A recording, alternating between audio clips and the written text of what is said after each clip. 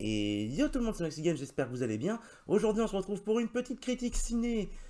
Cette fois d'un bon film, d'un vrai bon film, avec, de l'autre côté, ce cher Spider-Man, sorti en 2002, réalisé par Sam Raimi, qui, lui, pour le coup, est un vrai film intéressant et un vrai excellent film. Pas comme cette purge de No Way Home, on en reviendra plus tard, hein, voilà, vous avez compris.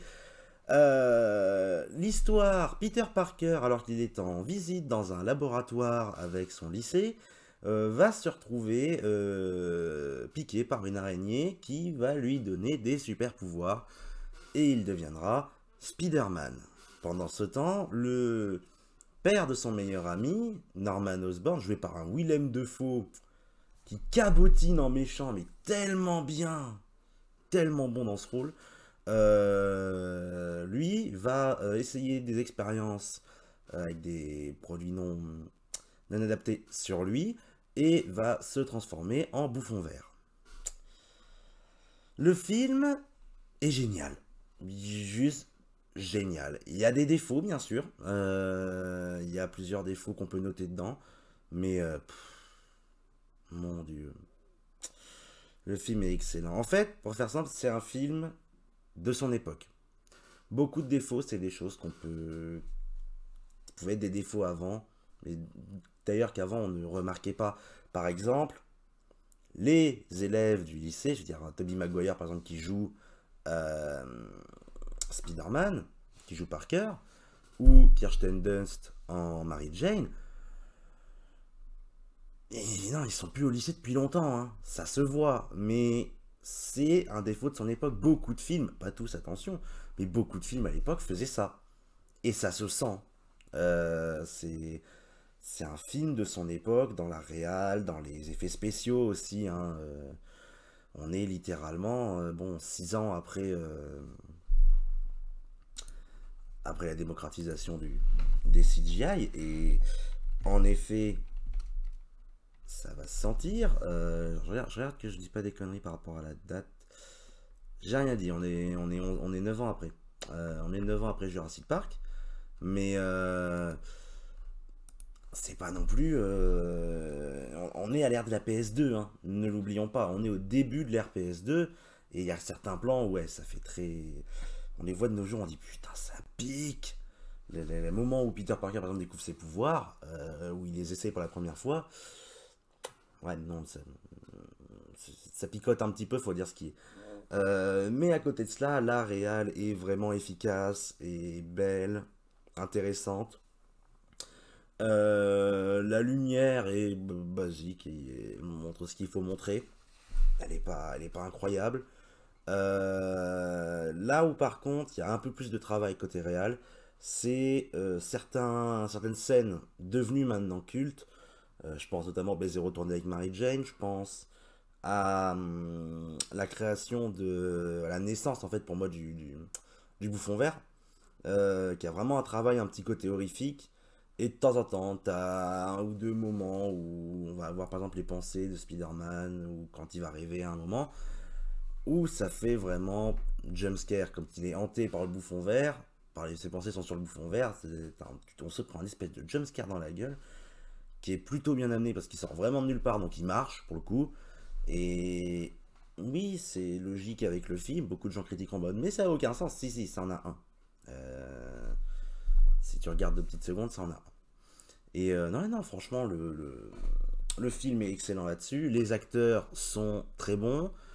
Même si ça surjoue un peu des fois, mais c'est ce qui fait un peu, j'ai envie de dire, le charme aussi du film.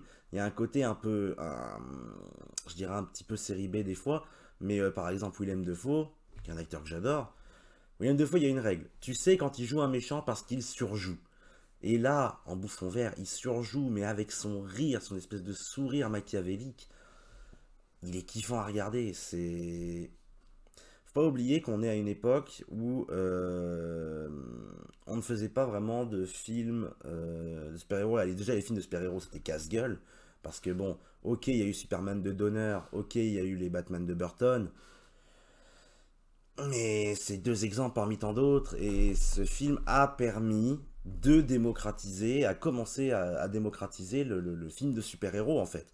Et il y avait vraiment cet aspect, et bizarrement, on est chez Marvel, hein, donc c'est plutôt logique. Il y a un aspect plus fun, moins sérieux. Enfin, le film reste quand même sérieux, hein, mais tu sens que c'est pas quelque chose de sombre et violent. Même si la fin par rapport au message du film l'est, pas violente, mais disons que bon, c'est une fin qui fout tout le monde dans la merde. Mais bon, je vais pas vous la dire parce qu'il y aura forcément des gens qui ne l'auront pas vu, donc je veux pas trop spoiler non plus.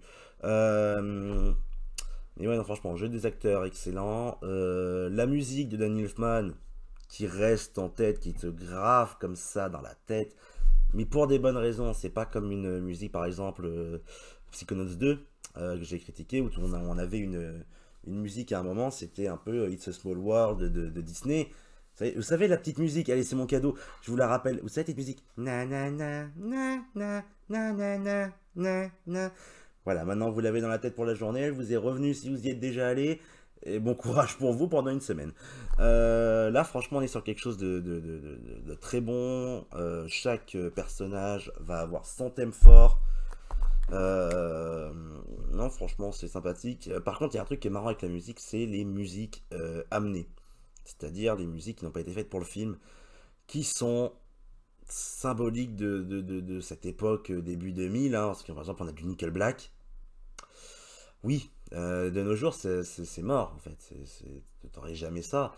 C'est vraiment le genre de groupe qui a percé dans ces années-là. Et ça me fait rire parce qu'en fait, même dans les tenues, par exemple, des lycéens, les coiffures et autres, il y a un côté très années 2000, fin 90, début 2000. Et c'est une époque où, quand on regarde vraiment les gros films, devenus cultes, vraiment, qu'on pourrait revoir, il n'y a pas beaucoup de films, par peut-être Fast and Furious 1, qui montrent vraiment la mode, on va dire ça comme ça, la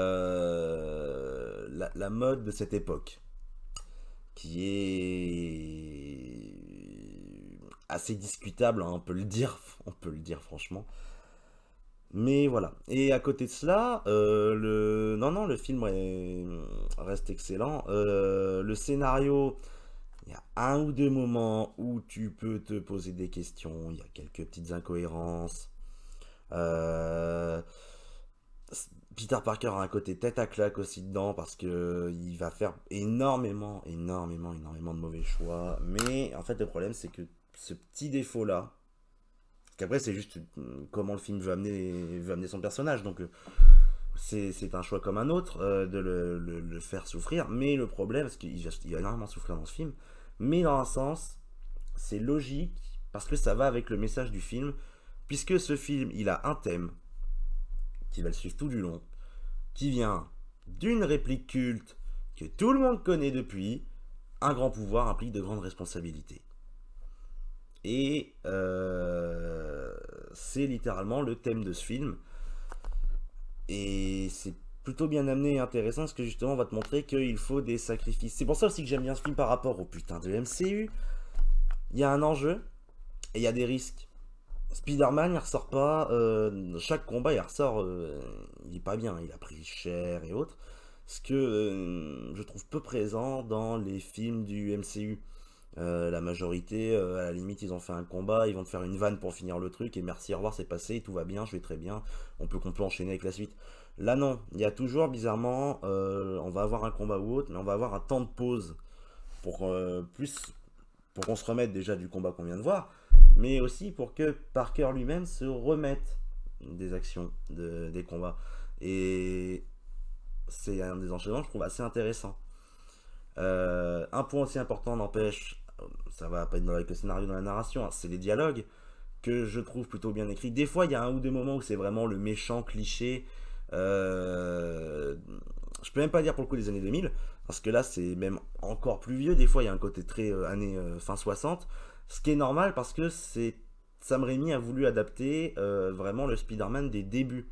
Les Spider-Man, l'époque Stan Lee et Steve Ditko. Quand ça a commencé en fait, dans l'âge d'argent. Et donc il y a ce côté des fois un peu cliché qui pourrait faire littéralement le discours du méchant dans une bulle, dans une case de comics. Même si ça a aussi été fait au cinéma, dans le jeu vidéo ou autre, hein, le grand monologue de méchant pour t'expliquer que rejoins-moi. On l'a déjà vu, on l'a déjà vu plusieurs fois, mais tout l'aspect, je trouve, dans le scénario et autres, fait vraiment le Spider-Man de cette époque, qui avait déjà bien changé dans les comics, hein, par rapport à avant, hein, même en 2002. Et non, franchement, je les trouve plutôt intéressants. Il y a de très bonnes vannes, avec un hommage à... alors si je me trompe pas, son nom c'est J.K. Simmons. Mais, comme toujours, quand je cherche quelque chose, je commence à avoir des doutes. Mais en tout cas, du coup, à l'acteur qui joue J. Jonah Jameson, ouais, c'est ça, c'est J.K. Simmons, hein, qui d'ailleurs le rejoue dans No Way Home et à la fin de Far From Home, parce que il est devenu culte, il est un mème, et juste J.K. Simmons est fait pour ce rôle, tellement. Et le revoir déjà, juste parce que du coup j'ai regardé le film hier soir, sur Discord avec vous, oh là là là là, il fait toujours taper des barres, il est excellent comme personnage. Et il y a toujours ce petit côté, c'est vraiment le comic relief. Et il a l'humour qui marche franchement très bien. Et justement, quand on fait ces temps de pause entre les scènes, il est très bon en odieux connard anti-Spider-Man. Mais pas tant que ça quand même, parce que même s'il va détester Spider-Man et que monsieur traite mal ses employés, il est quand même capable d'essayer de sauver des gens. De protéger par exemple des gens qu'il apprécie. Et c'est pareil, c'est une scène comme ça qui va montrer ça, mais ça montre un petit peu la nuance que je trouve intéressante dans beaucoup de personnages. Personne n'est blanc ou noir. C'est aussi un point positif, je trouve, du scénario. C'est tout le monde va prendre cher, tout le monde va se pouvoir à un moment se relever, et surtout, tout le monde sert à quelque chose. Chaque personnage est utile. Bon, sauf certains des fois, comme par exemple, oui, sinon, j'allais dire Bruce Campbell, qui nous fait son petit caméo parce qu'on est chez Sam Raimi, donc il y a un caméo de Bruce Campbell. Mais non, puisqu'en fait, finalement, c'est lui qui trouve le nom de Spider-Man, donc il aura servi à quelque chose finalement, même voilà, ça qui est bien n'empêche avec Sam Raimi, même un petit caméo est utile et n'est pas juste gratuit. Voilà, donc c'est une petite critique assez rapide parce que bon, c'est quand même un film que tout le monde a vu et revu. Il n'y a pas grand chose de vraiment de points particuliers à vraiment montrer. Par exemple, comme les 100 000 incohérences de No Way Home, n'est-ce pas? Mais voilà, donc bon, je pense que vous l'aurez compris, on commence une petite saga Spider-Man. Je m'en frotte les mains jusqu'à que j'arrive au Homecoming. Et encore, The Amazing Spider-Man 1, comme j'ai dit, non, juste non. Le 2, oui, mais le 1, non. Mais voilà, c'est comme ça. Du coup, je lancerai ça. Et peut-être qu'on aura des jeux aussi Spider-Man dans les critiques. Ça, on verra. Je peux pas encore vous le garantir. Voilà, sur ce, merci à tous d'avoir regardé cette vidéo. N'hésitez pas à vous abonner, à mettre un j'aime, un petit commentaire. Et sur ce, moi je vous dis à la prochaine et prenez soin de vous. Ciao!